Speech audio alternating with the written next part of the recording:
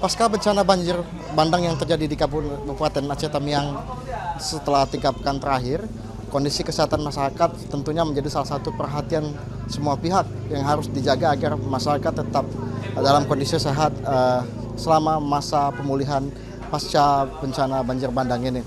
Dan di beberapa titik yang ada di Kabupaten Aceh Tamiang ini sudah berdiri beberapa posko kesehatan, salah satunya yang ada di posko ini. Selamat malam dokter, dengan siapa dok? Selamat malam Mas, dengan Dr. Rizaldi. Dokter, kalau boleh tahu di posko pelayanan kesehatan ini apa aja yang kita sediakan, dok? Jadi di sini kami menyediakan layanan triase, baik itu triase hijau ataupun triase kuning dan triase merah sebelum pasien kami rujuk.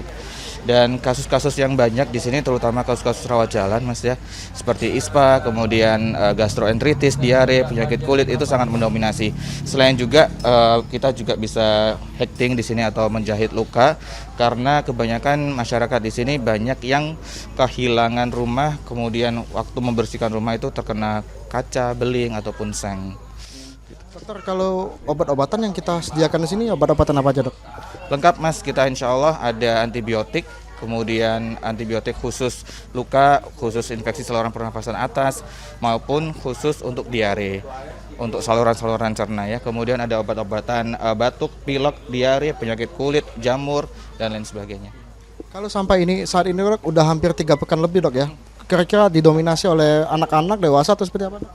Didominasi oleh dewasa Mas, itu untuk rentang usia kurang lebih 18 sampai 50 tahun untuk pasien yang mendominasi ya. Dok, rencananya posko ini akan berdiri sampai kapan, dok? Insya Allah kami sampai tanggal 20 Pak. Dok, mungkin yang terakhir himbauan untuk masyarakat di tengah pasca pemulihan pasca banjir ini apa, dok, untuk terutama untuk kesehatan itu?